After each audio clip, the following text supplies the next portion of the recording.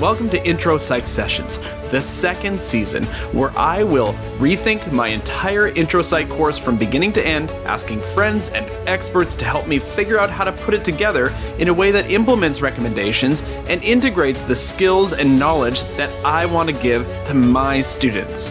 And who better to join me on this adventure, co-hosting the series with me, than Dr. Regan A.R. Gurung. This is Intro Psych Sessions Season 2, and I hope that these conversations will help you as you think about your students and your own intro course. Let's get to it.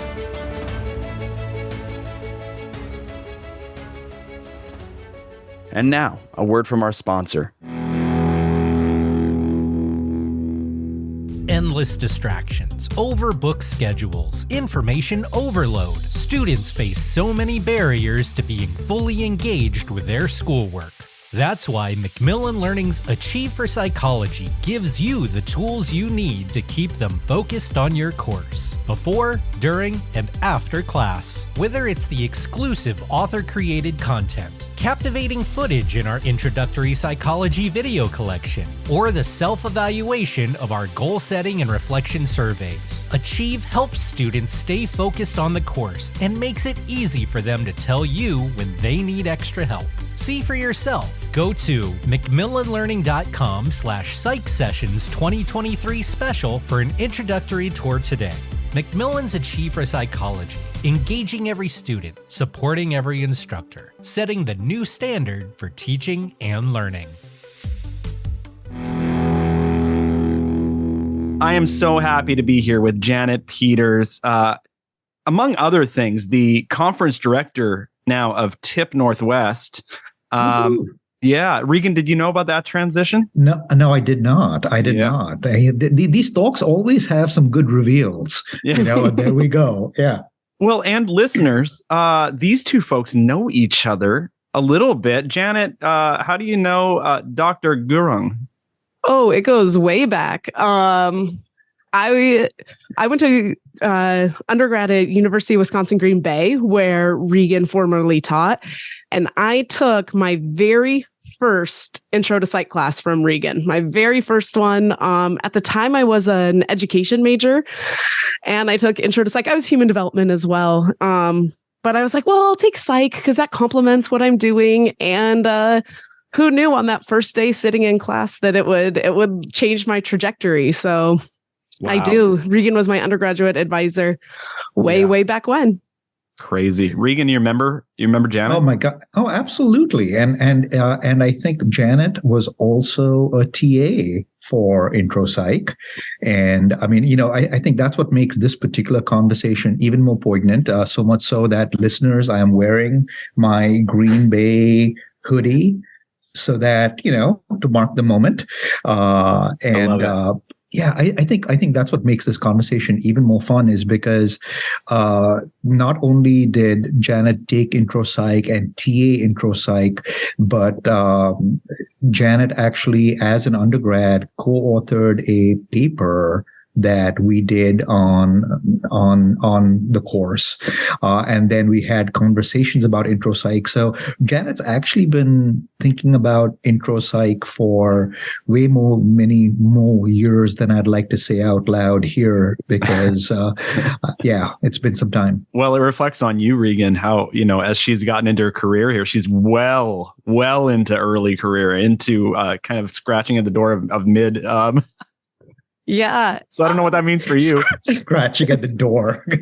And I know this is outside of the moment of this particular conversation, but I just want to add, I've told this story many a times about just what I think like Intro to Psych can do for students. Like I went into that class. That was just another class that I was taking because someone kind of suggested it. And I was in Intro to Psych feeling for one of the main first times that as a student, right, as like a student scholar, I was like, oh my gosh, like I just felt like it opened doors that I hadn't seen before. And then, of course, having someone impactful like Regan in that position is really, truly what changed the trajectory. And so I think that's sort of a beautiful thing that Intro to Psych can do. No faculty had ever told me before, hey, did you know you can TA? Did you know that you'd be a great fit for graduate school? And that was really, really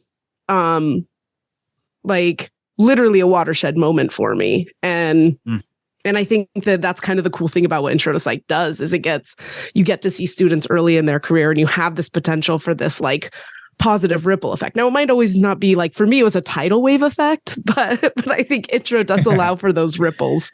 What's that like to hear, Regan?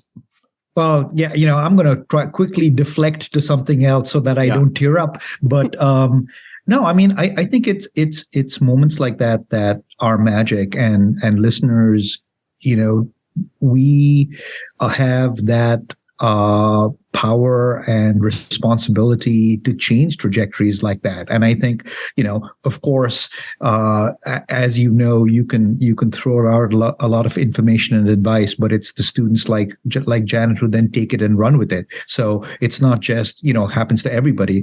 But I think that's a really, really good segue into, Garth, a lot of the ways that you've tried to redesign your course to really get at the fact that a lot of the students coming into your course may not have the best preparation, may not, necessarily be, may need a little bit more socialization into college. So great. I mean, that Janet's point is like actually so on point, because I think in course design, it's not just us and how we approach things and, the things we do, but so much of it is how we design the course to make those kind of life-changing moments happen. So Garth, good point. Want to talk about some of those ways? How do you do that in your course by design? I mean, there's the magic of Garth, but how does the design do it? Well, okay. So Regan, I am going to go backwards a little bit. We're going to go to the pre-deflect moment, because I, and it's very nice. I think so many of us deal with a little bit of imposterism. The magic of Garth, I sometimes wonder if it's there in the classroom, but I will say, Janet, we've had so many conversations already with so many folks, and it's been very heady. Been very course design, assessment, what assignments are you doing, what content. One of the things, and I just want to go with it because I think it's here in the conversation among the three of us right now, is that you both bring to your presentation styles is, and Janet, I'll just talk about you for a second, is you have this really wonderful essence about you. It's inspiring. You probably picked up on some of that probably from Regan. Just you're vulnerable, you're authentic. I'm going to assume that your students see that in you as well. So here's what I'm wondering about. Can we maybe not talk about the design and stuff so much, and can we talk about what makes for that inspiring instructor? And Janet, I would like to know, how do you approach your students in intro psych? Like, how do you talk about psychology with them upon their literal introduction to the discipline? Oh man. So I'll start previously with I have been very fortunate that the people who influenced my teaching style, you, Regan, Carla Gingrich at CSU, among many, many others, all have. I just feel like I had the opportunity to observe and to watch people do two things really well.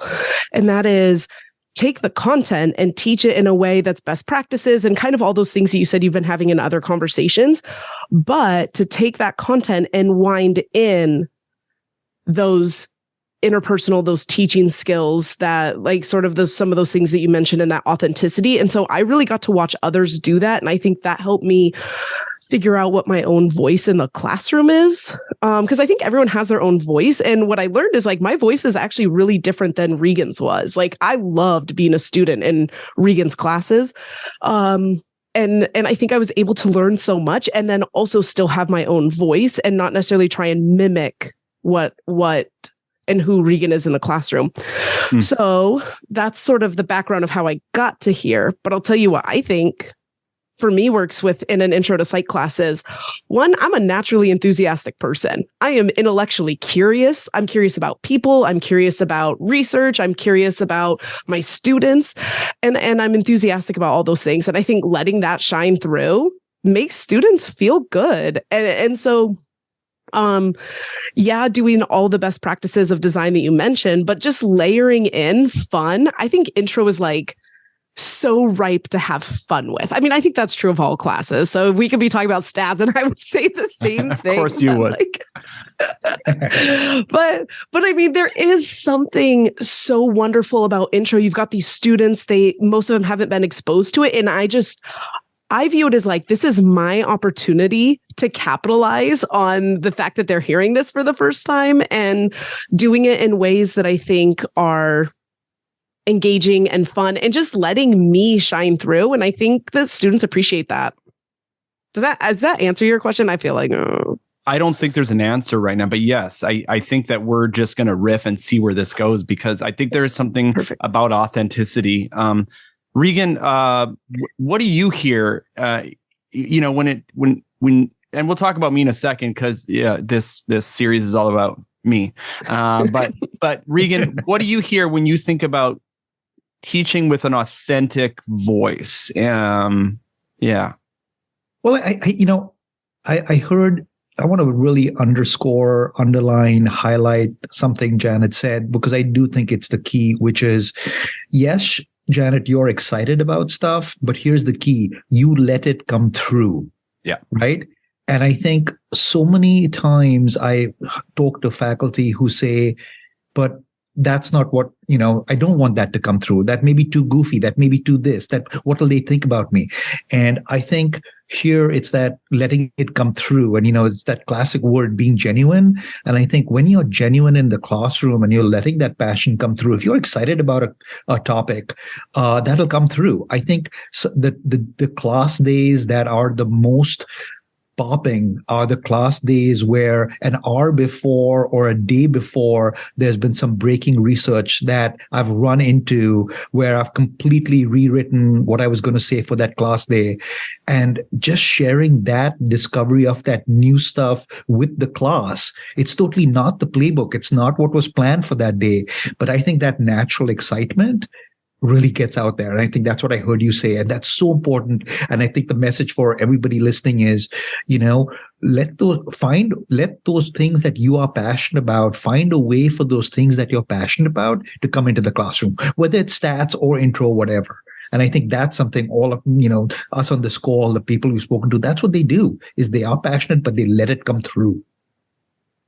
I have this suspicion. I've been getting into the literature a little bit on imposter phenomenon these days, and I've mentioned it twice now in this conversation. But the competitive higher ed environment that we were all kind of raised in some ways, and maybe I think we all love STP because it is, I feel like, more open and accepting and encouraging to folks, and so I've heard more than a few people just talk about how refreshing that is compared to maybe other divisions that they were, associated with or whatever. But no matter what, it's a competitive environment, from grad school to getting tenure or getting a job, whatever those things are. And then I think that we kind of, that instructors, there's a temptation to carry that over into the classroom, where I don't let those walls down, because I've been in this for so long that I don't co-learn with my students, or I don't, I don't say I don't know, or I don't say this is me and this is what I am personally excited about. Okay, I don't think any of the three of us struggle with that, and so that's good. It's a reminder to me that, and here's the other thing I heard you say, Regan, is it reminds me to take chances. When I see something, be willing to throw out the playbook and go with it. This reminds me of a conversation I had with Jane years ago, and I can't remember exactly how it goes, but she was like on her way up to the class, and as she was reaching the top stair, it just came to her almost like a muse of, this is what you're doing in class today, and she went with it, and it turned out great. And I believe the conversation goes that there's a French word for this experience that she had. I can't remember what it is. Anyway, I, with all the planning, and here's the theme of this conversation, with all the planning that we put in, all the preparation, it's like good jazz music. It's like you hear folks who play an instrument and go into an instrumental and they are just riffing, right? But they know all the scales. This is a unique thing that has never happened before, but they have all the training, and that's what allows them to improvise all these great solos, right? So we have done all of that preparation, all the training, and we have decades of experience now. And we should take advantage of that and go in to the classroom and take a chance on it. So I don't know, Janet, do you take some chances in your classes? Yeah, I mean, I think sort of building on what you said, I think that part of is the beauty of Intro to Psych, because it is at this introductory level and we have this deep expertise, is it allows us to be flexible in ways that, for example, I find harder in my stats class, for example. And so, yeah, I think about activities that I'll hear, I love the SDP Facebook page and I love being inspired by colleagues. And so I'll hear something, I'm like, oh, I'm going to do that in my class. And maybe I change it, maybe I don't. And I think the other side of that, Garth, is like when you were talking about the story about Jane and she went in and it was successful. I think also it's okay to acknowledge that sometimes it's not. Sometimes you make a change and it doesn't work as well. And I think being open to that and knowing, I have observed sometimes that we get failure avoidant in teaching. And there's lots of reasons we could talk about why that is, from student evaluations to promotion, tenure, those kinds of things. But it makes us risk aversive. And I think sometimes some of those risks, particularly in Intro to Psych, they are like a calculated risk, and it's worth it. The payoff of having this amazing class that's bringing in the freshest research or a new fun activity is well worth it. And sometimes it might not go well, and that's okay. And this is where rapport and trust with your students, like as you're thinking about it, Garth, of having that relationship with them. I have found when I maybe don't bring an activity that works as well as I thought, the students are a little bit more forgiving when you have it built on that foundation. And so I think that's what an ongoing relationship or rapport with your students means, is you have more room to try things and they give a bit of grace when maybe it doesn't work out like you thought. Mm-hmm. Well, and I just want to, pick up on a phrase that I think is really important to pick up on. The three of us have thought about this and intro for some time, but the phrase both of you used was the deep expertise. There are a lot of people who are teaching intro psych who don't feel like they have the deep expertise and may not have the deep expertise, right? And I think it's a lot tougher when you may be doing it for the first time. It's been thrown on you, as it were, for with a few weeks of preparation time and things like that. And I think that's where Janet's point about it's okay to try things and have it not go well is important. I work with grad students, and it's a great reminder.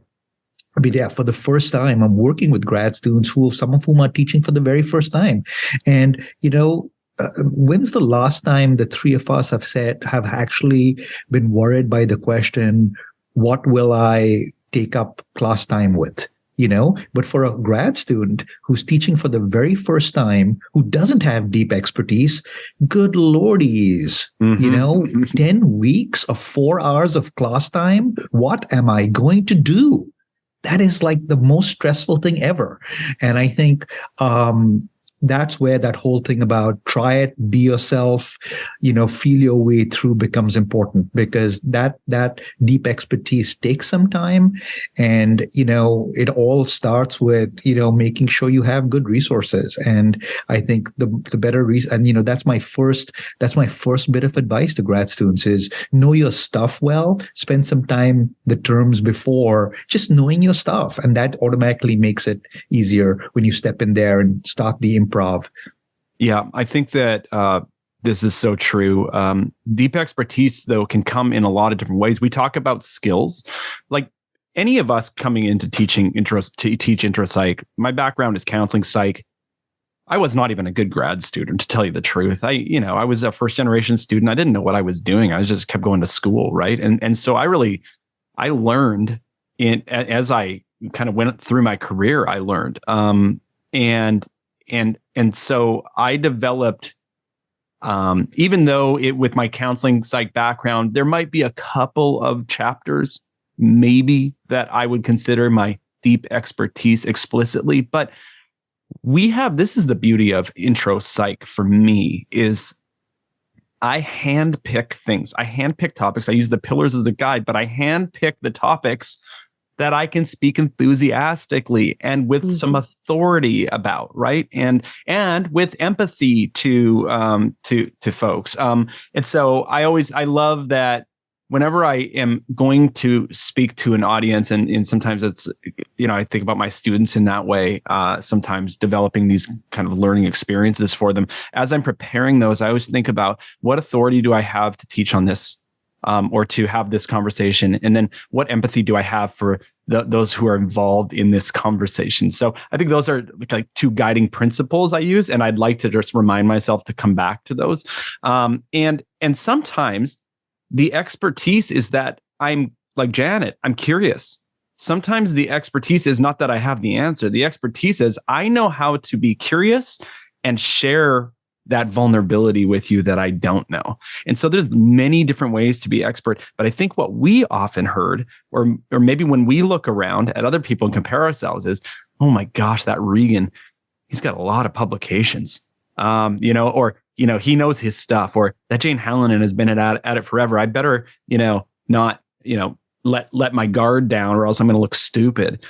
Here's what I found in this community, is that there's just, there are two things. There is a ton of encouragement and openness about all of this, and very few people are going to judge you about any of that. And then second, you have expertise, and probably other people see it before you do, in some cases. So I don't know.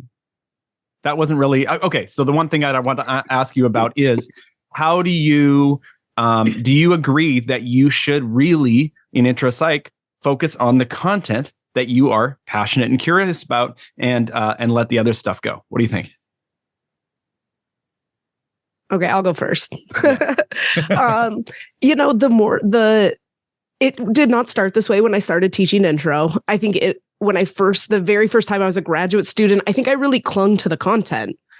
Like I thought that was the way to or through intro to psych, was covering the content, checking the boxes. Hey, I said this in class, I covered it.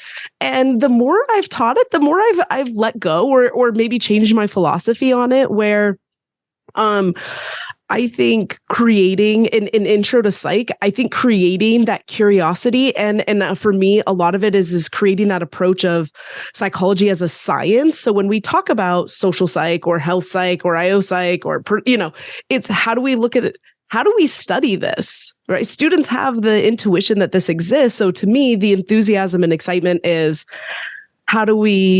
what does the research say, or how do we think about this like a scientist? And sometimes that means letting go some of the content. And of course, like you mentioned, the pillars, and like using that as a framework. But once I've got that framework in, the more I teach it, the more I'm like, this is fun.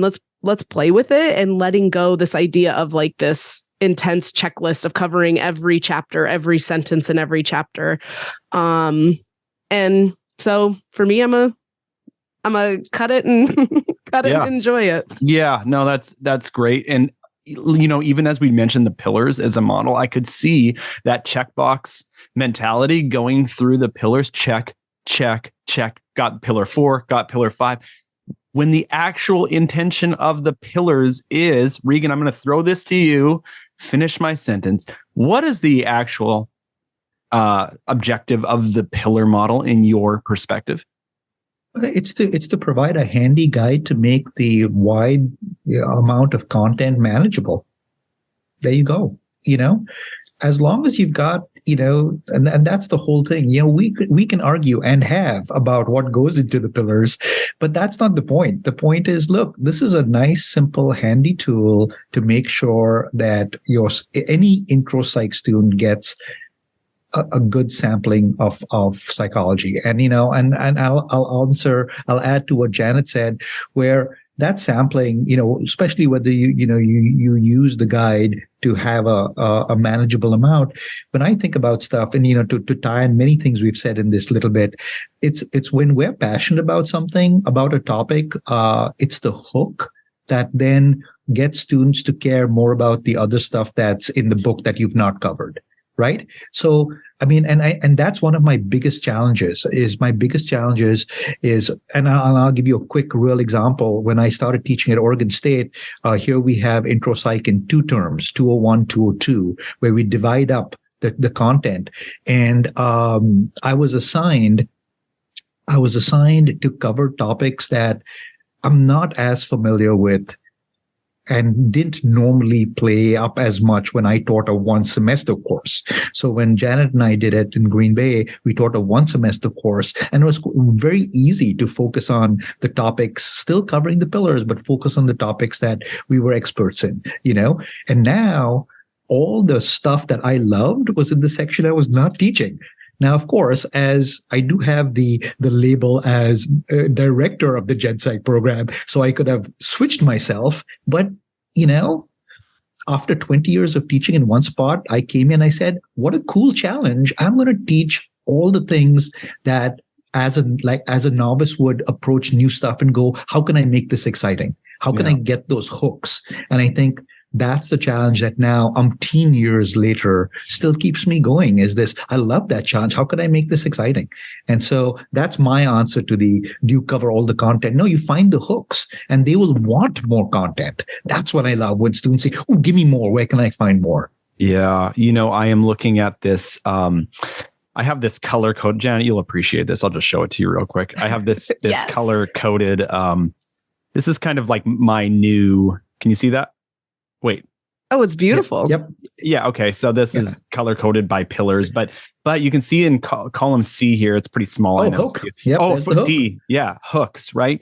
This is how I am starting my, each class session or each content session. I'm asking myself, what is the hook that's going to get students here? What are they going to find interesting?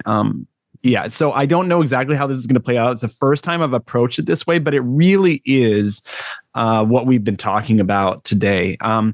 Janet, as we finish up here, what do you think about hooks? And what do you think about, or maybe share with me, how do you hook students on the first day of class? What do you do? One, I'm a big fan of hooks in general, just to be clear, I'm on that page. But 2, I think on the first day, I have jettisoned talking about the syllabus, right? Gone. Yeah, there are I think all the other faculty are covering it. So they get it's just a wash in information overload. And so it's not actually effective anyways, let alone taking up, for me, I teach 50-minute classes. So taking up 50 precious minutes of class time, doing something they're going to forget that's not that memorable. So instead, for me, the first day is the hook for the semester, not for specific content, but for the semester. And so that looks different for different classes. But I think setting up that first day of an activity they're not going to forget and that's going to frame the semester is chef's kiss of just getting them excited and engaged. And I think intro is the perfect class to do that. Yeah. Well, I'll tell you, once you learn, as I am, to let go of maybe the way I've always done it, or to let go of content, or to let go of what I think week 1 should look like, and actually just play a little bit more, have some fun, connect with my students, as I can let those things go, which are all very difficult for me to let go, to be quite honest. I think that engagement from day 1 will just get better and better. And so the one thing I haven't done yet, I just haven't got there, is I haven't thought very specifically about day 1. I've done some very engaging things in day 1 in the past with students, and not really. I've kind of maybe given just a few minutes to the syllabus or whatever. But now I kind of, based on this conversation, I really want to design, the way we design talks for our colleagues when we go to a conference, and you think this is going to be the best thing that they have ever heard. At least that's what I think. I want this to be the best talk at this entire conference. And that's how I approach it. I want my first day of class to be the best first day of class that these students will ever get in their undergraduate experience. I think that's the plan. Does that sound all right to you guys? I love Absolutely. it. I'm into it. Well, Janet, thank you. Regan, thank you for inspiring Janet so that she can inspire us. This has been it's so nice to sit down with you. And then I'll see you for a Tip Northwest meeting at some point soon. Perfect. Thanks, Regan. Thanks, Garth. Super to see you.